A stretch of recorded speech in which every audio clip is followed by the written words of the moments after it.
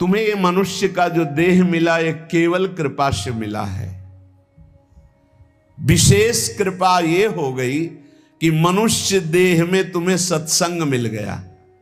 नहीं, कितने लोग हैं इस समय, कितने लोग सत्संग सुन रहे हैं? विचार करके देखो। 135-40 करोड़ जनसंख्या हमारे भारत की ही है। कितने लोग हैं? 1500 लोग होंगे, 2000 होंगे। कितने लोग सुन रहे हैं? कितना अहोभाग्य है। इस समय हम भगवत चर्चा सुन रहे हैं यमुना जी के पावन पुलिन पे बैठकर। यही यमुना प्रवाहित होती थी। ये पुलिन है जहां पर बैठे हो, यमुना जी की धारा यही बहती थी परिक्रमा मार्ग में। कालीदय में देखो सीढ़ियां बनी हुई, यहीं से यमुना जी, ये कालीदय जो कुंड है ये यमुना जी का ही किनारा है। जहां आप बैठे यमुना की धारा में, अब यमुना जी थोड़ा साइड में हो गई। हमें वृंदावन में प्रिया प्रीतम की महान कृपा भरे सत्संग सुनने को मिल रहा है। ये विशेष कृपा। इस पर भी विशेष कृपा कि हमारी बुद्धि भजन करने के लिए सब कुछ त्यागने के लिए तैयार है।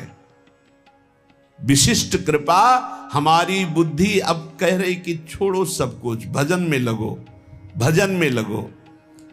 इस सुअवसर को हाथ से मत जाने देना, नहीं तो कृपा का अपमान करने वाला केवल पछताता ही पछताता है। ये अहेतुकी कृपा हो गई है।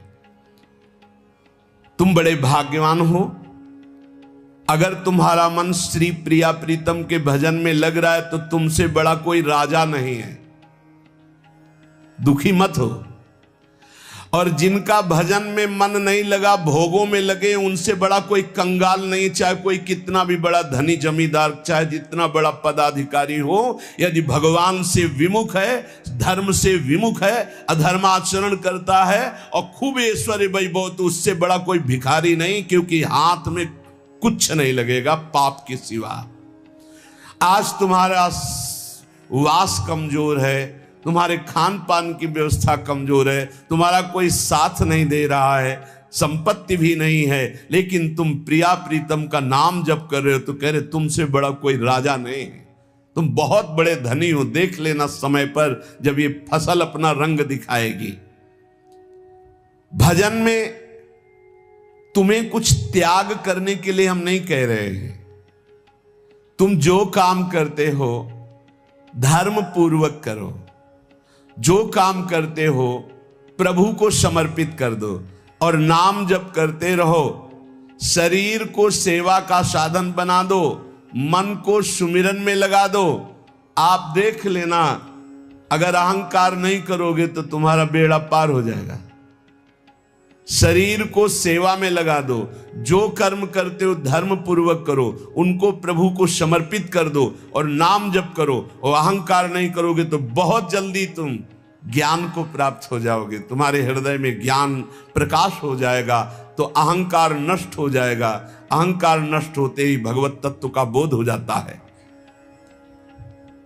देखो, तुम्हें कहीं भागने की जरूरत नहीं है। मन की दिशा जो भोगों की तरफ है उसे मोड़ करके प्रभु की तरफ लगानी है।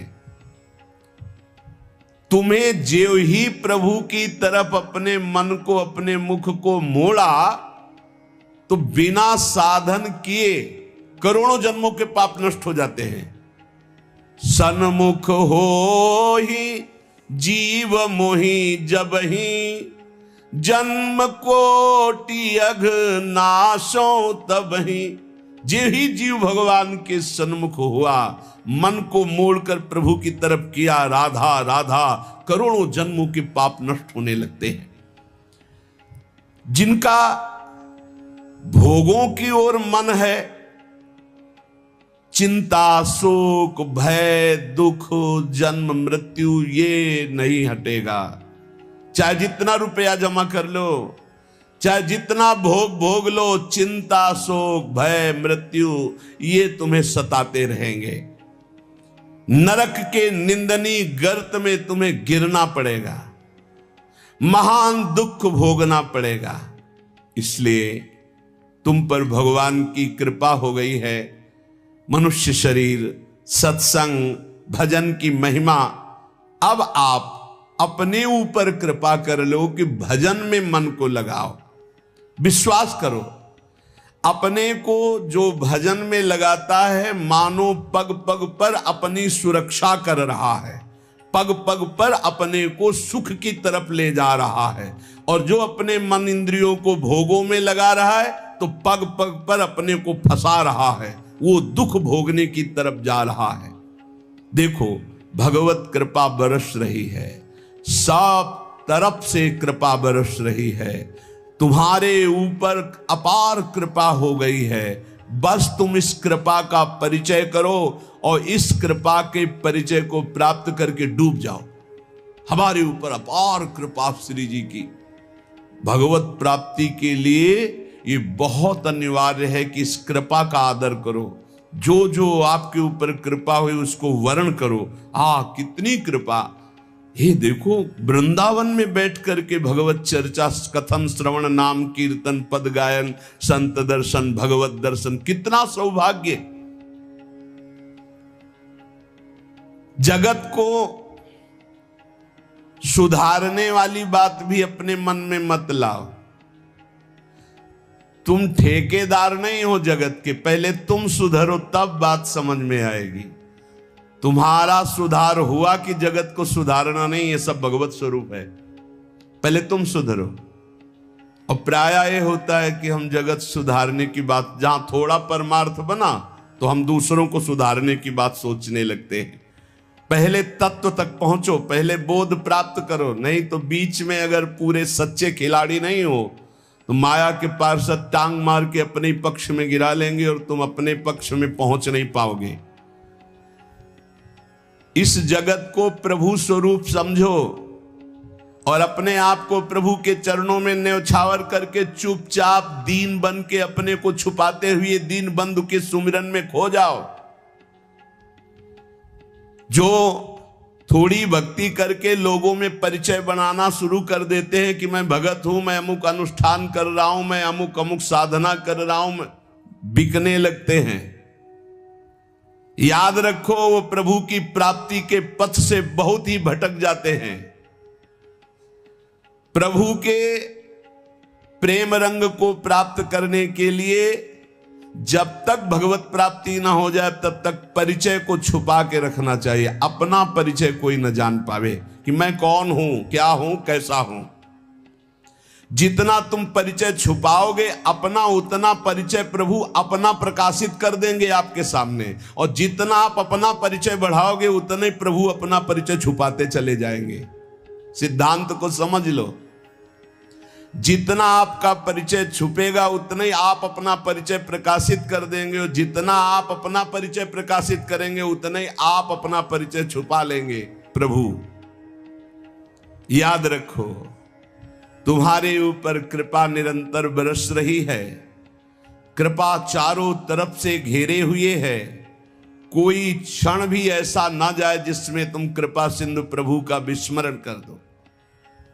स्मरण परायण रहे, एक भी क्षण स्मरण के बिना ना जाए। कोई भी क्षण ऐसा नहीं जिसमें तुम विस्मरण करो।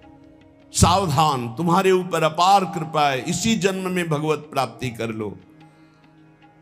हम 40 वर्ष की स्मृति को देख करके कह रहे हैं, क्योंकि खास स्मृति जो जागृत हुई इसमें बड़ा परिवर्तन, 40 वर्ष में बड़ा परिवर्तन।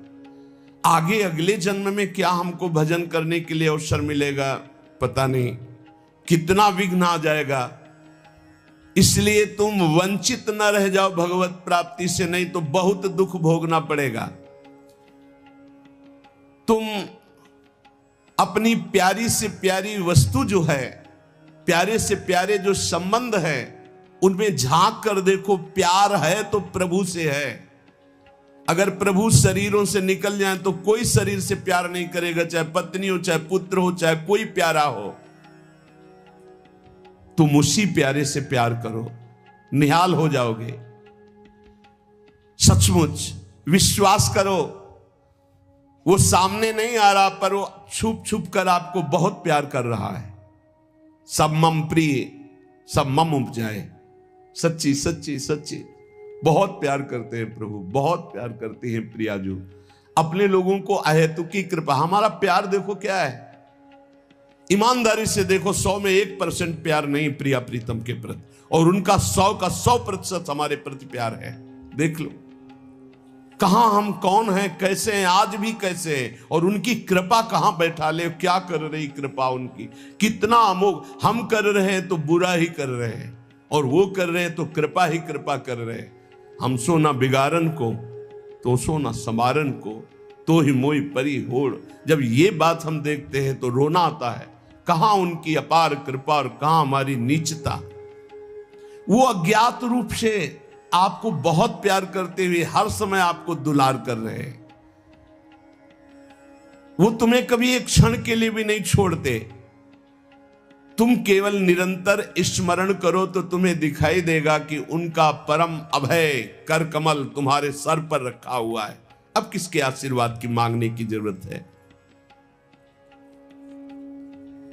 तो आप पूछेंगे कि यदि इतनी बात आप कह रहे हैं कि हमारे को चारों तरफ से भगवान की कृपा घेरे हुए है, हमारे ऊपर भगवान का अभय वरद हस्त है, तो फिर मैं जल क्यों रहा हूं, मेरे अंदर जलन क्यों है, हृदय क्यों नहीं शीतल हो जाता?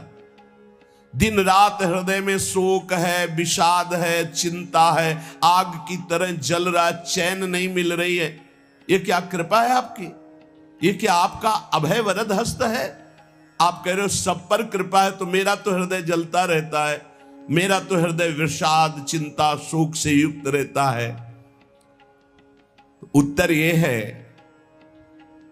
ना आग है ना जलन है, तुम समझ नहीं पा रहे हो, तुम्हारी उल्टी सोच की जलन है, तुम्हारी उल्टी समझ के कारण ये जलन है।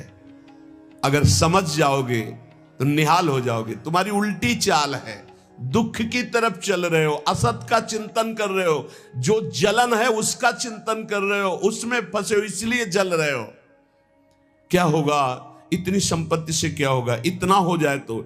आज तक कोई ऐसा मिला हो कि हाथ उठा के भगवान से कह दिया हो कि बस अब मत देना, संपत्ति हमारे लिए पर्याप्त है? कभी नहीं। 100 तो हजार, हजार तो लाख, लाख तो 10 लाख, 10 लाख तो करोड़, करोड़ से अरब, अरब से खरब। कितना मर जाओगे, एक चवन्नी तुम्हारे हाथ नहीं जाएगी, 25 पैसे हाथ नहीं जाएंगे। बस ये सोच तुम्हें नरक ले जाएगी, तुम्हारी दुर्गति कर देगी। यही तुम्हारे जलन का कारण है। जलन का कारण भगवान नहीं है, जलन का कारण और कोई व्यक्ति नहीं है, जलन का कारण आपकी सोच है, आपका चिंतन है, आपका भाव है। इसी भाव को, जो मलिन भाव है, भगवत भाव में लगा दो, अभी आनंद में डूब जाओगे। आपका चिंतन। 2 ब्राह्मण बैठे हुए थे पास, एक भगत आया, उसने कहा आज हमें 2 ब्राह्मण भोजन कराने हैं, आप चलेंगे? बोले हाँ हाँ। गए, अच्छे से भोजन पाया, बाहर निकले, 11 रुपया देके पैर छुआ। तीसरा ब्राह्मण दूर खड़ा देख रहा था, तो एक ब्राह्मण मुस्कुरा रहा था जो प्रसाद पाके आया था, और दूसरा जल रहा था। तीसरे ब्राह्मण ने पूछा कि आप मुस्कुरा क्यों रहे? तुम कहा यार आज तो भोजन की भी व्यवस्था नहीं थी, भगवान ने कितनी कृपा की, भोजन भी मिला, 11 रुपया दक्षिणा मिली। दूसरे का आपका चेहरा उदास है, आप जलन से युक्त क्यों है? ले यार हमने सोचा था 51 रुपया देगा, 11 दिया, तो 40 का तो घाटा हो गया ना, इसलिए चल रहा हूं। अब उसमें बोलो भगवान की क्या कमी है? भगवान ने दोनों को भोजन दिया, 11 दक्षिणा दी, उसका भाव उसको जला रहा है, उसका चिंतन उसको जला। एक खुश है कि भोजन भी मिला, 11 रुपया मिले, एक नाराज है, जल रहा है कि 51 तो देता, 40 का घाटा हो गया, हृदय में जल रहा है। ये जलन, ये शोक, ये चिंता, ये विषाद तुम्हारे चिंतन से है, तुम्हारी गलत दिशा से है, तुम्हारे गलत आचरणों से। भगवान की कृपा आप पर है, पर आप गलत दिशा जा रहे हैं, आप गलत चिंतन कर रहे हैं, आपका गलत भाव है, इसलिए आप शोक विषाद चिंता भय आदि में हैं। तुम्हारा ज्ञान अज्ञान ही है, क्योंकि तुम दुख को सुख मानकर भोगने के लिए दुख की तरफ जा रहे हो। इस संसार में जिसको कहीं कुछ भी अच्छा लग रहा है, कोई भोग, कोई व्यक्ति, कोई उत्पाद, कोई वस्तु, वो अज्ञान ही है। दुखालयम शाश्वतम बोर्ड लगा दिया भगवान ने। यहां नाशवान सब कुछ है, जो कुछ भी आपके पास है, और सब दुख देने वाला है परिणाम में। वर्तमान में तो तुम्हें सुखद लगेगा, लेकिन परिणाम में दुख देने वाला यहां सब कुछ है। जो दिखाई दे रहा है वो है नहीं, जो है वो दिखाई नहीं दे रहा। यही माया का कार्य है। इसलिए तुम्हारी सुख की कामना तुम्हें दुख दे रही है। तुम्हारे हृदय में जो ये भाव बैठ गया है कि हम रुपया से, पद से, भोगों से, नाना प्रकार की सामग्री अगर हम मन चाहे मिल जाए तो मैं सुखी हो जाऊं, कभी सुखी नहीं होगे। अगर मिल भी जाए तो कभी सुखी नहीं हो सकते, क्योंकि तब लग कुशल न जीव को सपने हु मन विश्राम, जब लग भजत न राम को शोक धाम तज काम। जब तक शोकों के धाम, कामनाओं का त्याग कर भगवान का भजन नहीं होगा, तब तक शांति नहीं मिल सकती स्वप्न में भी मन को। ये जो सृष्टि दिख रही है ये ऐसी है नहीं, ये अविद्या के कारण दिख रही है। ये ब्रह्ममय है, ये भगवत स्वरूप है।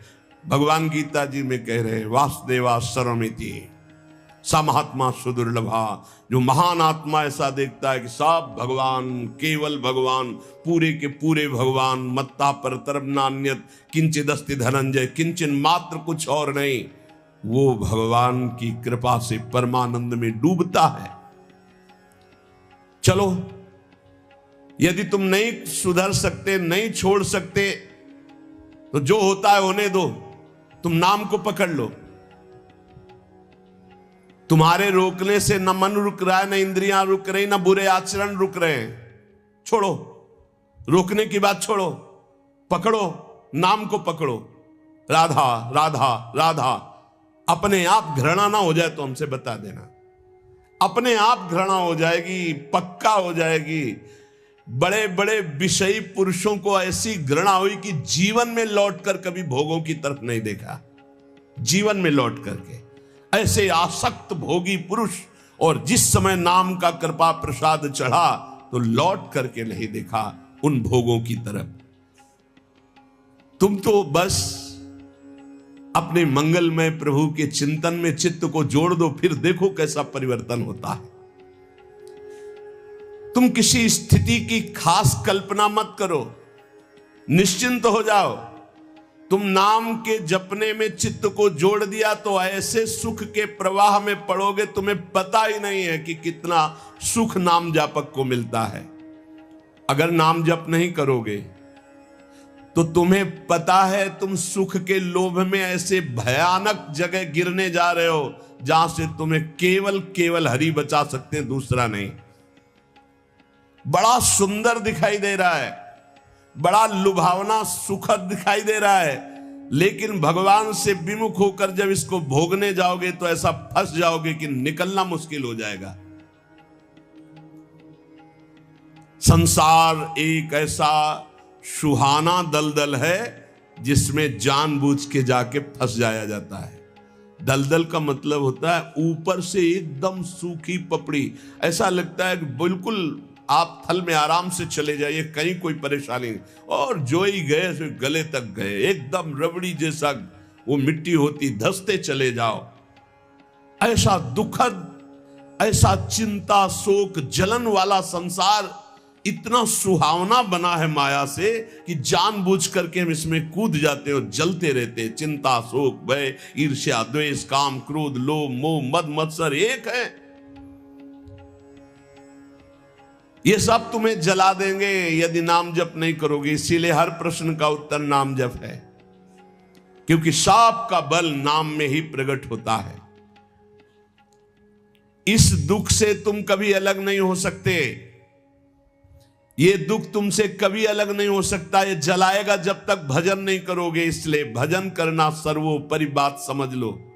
अगर समझ में आ रही हो तो समझ लो, केवल इतना समझ लो, तुम नाम को पकड़ लो, नाम सबसे छुड़वा देगा आपको। एक जन्म स्वांग ही कर लो भक्ति का।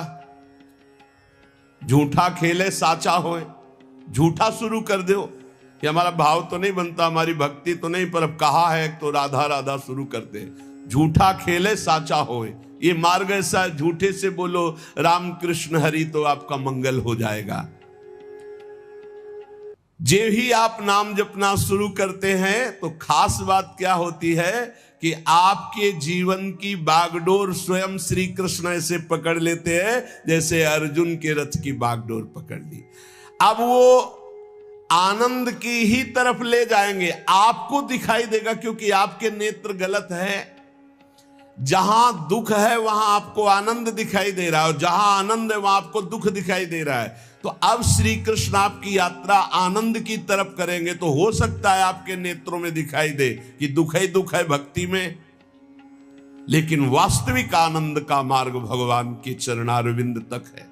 अगर इनके चरणों तक नहीं पहुंचे तो आनंद कहीं नहीं। आ ब्रह्म स्तंभ पर्यंतम सर्वम मायामयम जगत। विश्वास करो भगवान सत्य है, विश्वास करो भगवान नित्य है, विश्वास करो भगवान सर्वत्र है। तो भगवान सर्वत्र है, विश्वास करो तो भय किससे? एक क्षण के लिए भी वे तुम्हें नहीं छोड़ते, हर समय तुम्हारे साथ रहते हैं। ये बात कब जानोगे? जब नाम जप करते हुए विश्वास करोगे। भगवान तुम्हें बहुत प्यार करते हैं, वो सर्वशक्तिमान है। बस तुम उनकी तरफ मुड़ो, वो इतना देखना चाहते हैं। जो ही मुड़े तो सारी शक्ति लगाकर तुम्हारा कल्याण कर देंगे। और वो अपार शक्तिशाली है, फिर कोई आपको डिगा नहीं सकता, गिरा नहीं सकता। हम पुकारते नहीं हैं उनको। एक बालक विद्यालय की तरफ जा रहा था तो छोटा सकरा मार्ग था, तो एक पहाड़ के टुकड़ा करके गिरा, तो वो निकलने के लिए पूरी ताकत लगा के उठाया, फिर भी नहीं उठा। फिर और ताकत लगाया, नहीं उठा।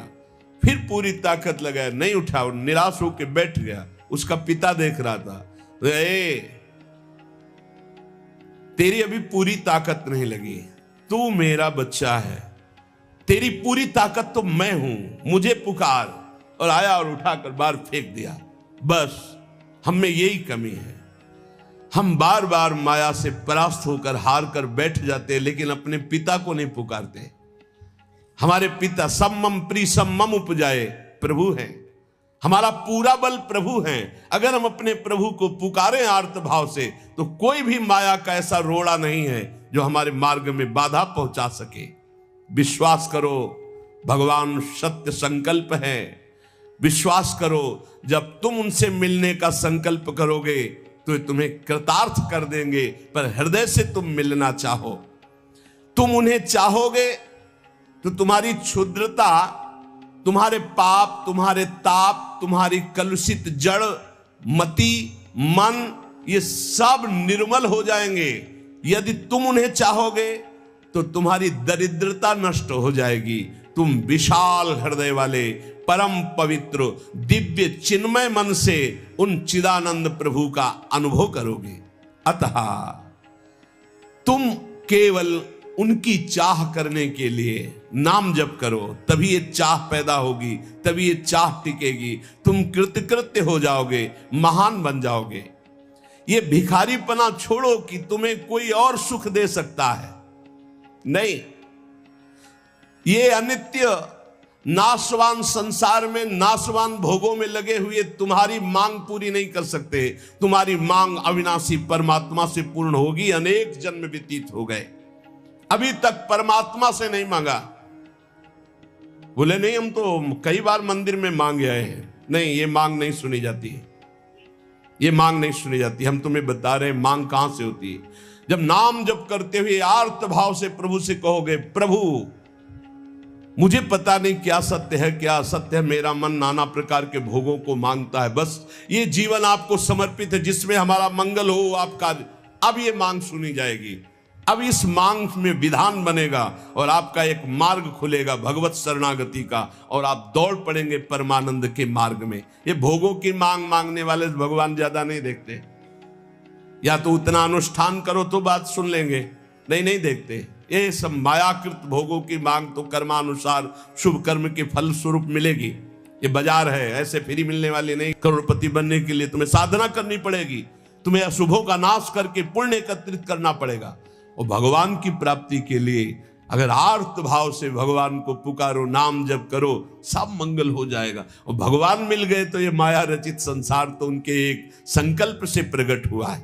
पक्का समझ लो, श्रद्धा करो या ना करो, हमारी बात को खुल के समझ लो। आप समझते हो मंदिर में जाए मांगे बात पूरी हो जाएगी, नहीं होगी, लिख लो।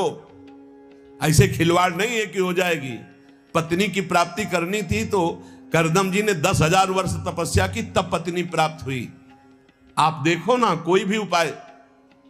जब पुत्र नहीं हो रहा था दशरथ जी के, तो वशिष्ठ जी के यहां जाकर के प्रार्थना की, महाराज पूरी अयोध्या सुनी सुनी लग रही, बिना संतान के आगे चक्रवर्ती सम्राट पर बैठने वाला कोई अधिकारी नहीं दिखाई दे रहा।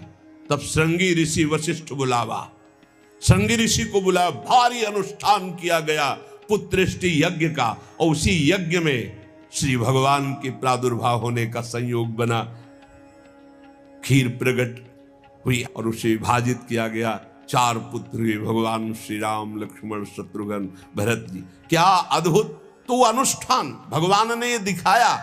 आप इतिहास पढ़कर देखो, शास्त्र पढ़कर देखो, कामना के लिए तप किया गया है, कामना के लिए उस प्रकार के शुभ अनुष्ठान किए गए।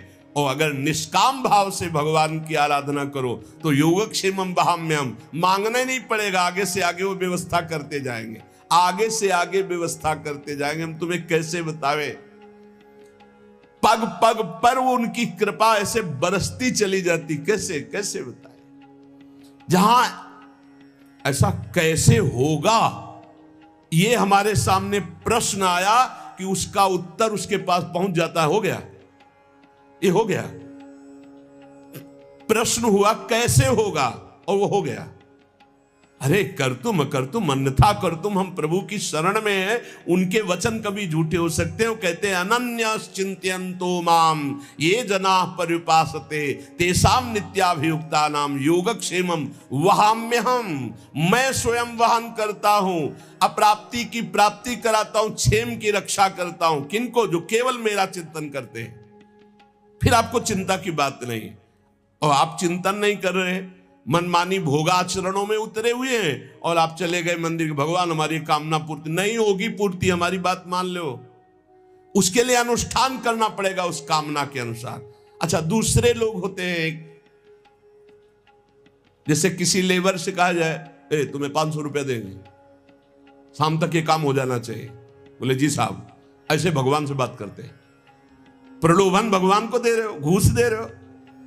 तुम्हें 56 भोग लगा देंगे, तुम हमारा एक काम कर दो, ऐसे होता है? नहीं। जब कोई बात कहनी है तो हृदय से, आर्त भाव से, नाथ मैं आपका हूं। अपने पिता को कोई घूस देता है, मां 100 रुपया देंगे बाल भोग बना दे, कभी ऐसा कहा है आपने पिता से? कभी लाओ 500 रुपया, हमें जरूरत है नहीं देंगे, रोज मांगता है, अरे देना पड़ेगा, बाप के सिवा हमारा कोई है नहीं, तो हमको चाहिए, अब आप दो, पापा आपको देना पड़ेगा। ऐसे या तो संबंध से मांगो, भगवान से संबंध है, संसार में भगवान से संबंध नहीं है तो भगवान नौकर नहीं तुम्हारे, भगवान भगवान है। अरे अखिल कोटि ब्रह्मांडों के मालिक है वो, अनंत ब्रह्मांडों का भरण पोषण करने वाले तुम्हारे। कैसे बच्चे हो? तो कैसे बच्चे हो? अपने पिता से, अपने प्रभु से, अपने सखा से, अपने प्राण प्रीतम से कैसे तुम बात करते हो? या तो संबंध रख के बात करो, या फिर उतना साधना करो, तब तो कामनाओं की पूर्ति। साधना हो रही भोगों की, मनमानी भोगाचरण, धर्म विरुद्ध आचरण, और भगवान से जाके मांगोगे तो फिर बोले हमारी अश्रद्धा हो गई, हमारी कामना की पूर्ति नहीं की भगवान ने। तुम्हारी अश्रद्धा से क्या फर्क पड़ता है? आकाश पे अश्रद्धा करोगे तो क्या फर्क पड़ जाएगा? आकाश पे श्रद्धा करोगे तो क्या फर्क पड़ जाएगा? तुम्हारा भाव, आकाश तो बहुत दूर है, तुम छू भी नहीं सकते। ऐसे वो परमात्मा निर्लिप्त, निरपेक्ष, तुम्हारे किसी भाव से वहां फर्क नहीं पड़ता। हाँ, तुम्हारे पे फर्क पड़ जाएगा। भाव करोगे तुम्हारा मंगल हो जाएगा, अभाव करोगे अपने आप नष्ट हो जाओगे। विश्वास करो, भगवान सत्य संकल्प है, कृपा की मूर्ति है, कृपामयी है, प्रभु मूर्ति कृपामयी है। पर यह विश्वास तभी जब नाम चल रहा है, हमारी बात मान लेना, बिल्कुल हृदय से कह रहा हूं, पूरे जीवन की बात, सार बात कह रहा हूं। पायो नाम चारु चिंतामणि, उर करते न खसई हो, अब लो नसानी, अब ना नसई हो। ओहो, अब मिल गया है चिंतामणि। चिंता माने चिंतित पदार्थों को प्रदान करने वाली चिंतामणि। क्या बोले? नाम। नाम रूपी सुंदर चिंतामणि मिल गई, अब छोड़ूंगा नहीं। राधा राधा राधा राधा, हृदय रूपी हाथ से अब इस चिंतामणि को नहीं जाने दूंगा, अर्थात हृदय से निरंतर नाम जप करूंगा।